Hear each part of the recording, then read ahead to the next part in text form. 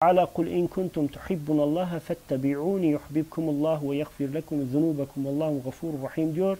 Eğer Allah'ı seviyorsanız, Allah'ı sevdiğinizi iddia ediyorsanız, Allah'a itaat ettiğinizi söylüyorsanız o zaman Peygamber aleyhissalatü vesselam işaret ederek bana tabi olun. Tabi olmak nedir?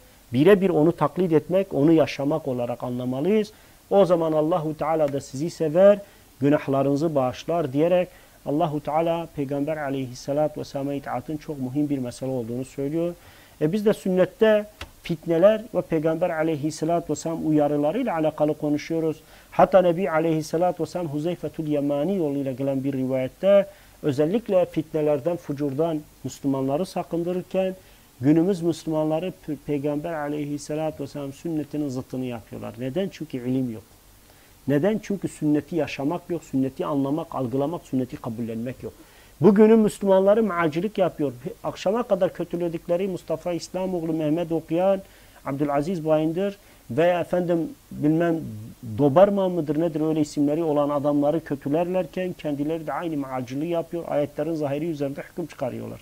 O da neye sebep oluyor? Müslümanlar içerisinde derin yaralar, fitnelere. Hatta biz daha önceki derslerimizde de dedik. Nebi Aleyhisselatü Vesselam ümmeti fitnelerden sakındırırken adamlar fitne grupları oluşturuyor. Twitter üzerinde, TikTok üzerinde, Instagram üzerinde veya Telegram üzerinden herhangi bir insan onların ideolojilerine, düşüncelerine, fikriyatlarına köstek olacak veya bir yanlışlarını, hatalarını veya herhangi bir açıklarını bilecekse onu itibarsızlaştırmak, ona iftira etmek, onu karalamak, onu ekip olarak insanların aklında, zihninde kötülemek gibi yöntemlere başvuruyor. Hatta ben birkaç tanesinde mesela adamlar Şiilerin Türkiye'de kurduğu ekolojik medya diye bir yapıları vardı.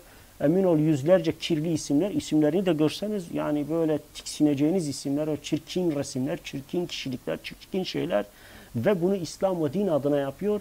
İnsanlara akla alınmayacak itibarsızlıklar, iftiralar, karalamalar, küfür, hakaret adam yazmış şeyin altına, tweetin altına. Küfür etmeyi sevmem ama hak edene de ana avrat söverim. Bu da İslami bir cemaatin adamı.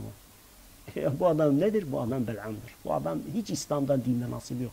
Yani adamlar Ebu Psik, Sofike Seneyavi, Sofike Kumbreyh, bilmem öyle iğrenç isimler, çirkin şeyler ve çirkin fiiller.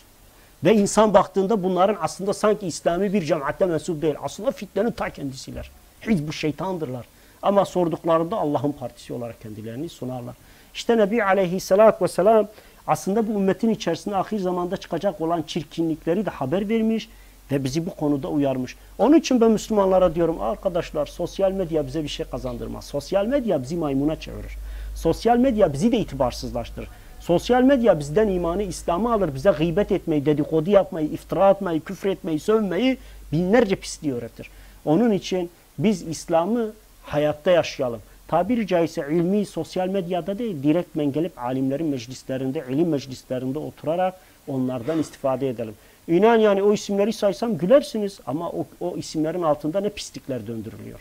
Ve bu insanlar Allah ve din adına yapıyor. Niye? Çünkü ya Şiidirler, ya Turancıdırlar, anlıyor musunuz? Ya şucudurlar, ya bucudurlar. Her biri de kendi makamı ve mefkisi ve onu ilahlaştırdığı kişinin çıkarlarını korumak uğruna Allahu Teala bütün hükümlerini çiğner. Her türlü haram işler. Bunu da Allah ve din adına yapar.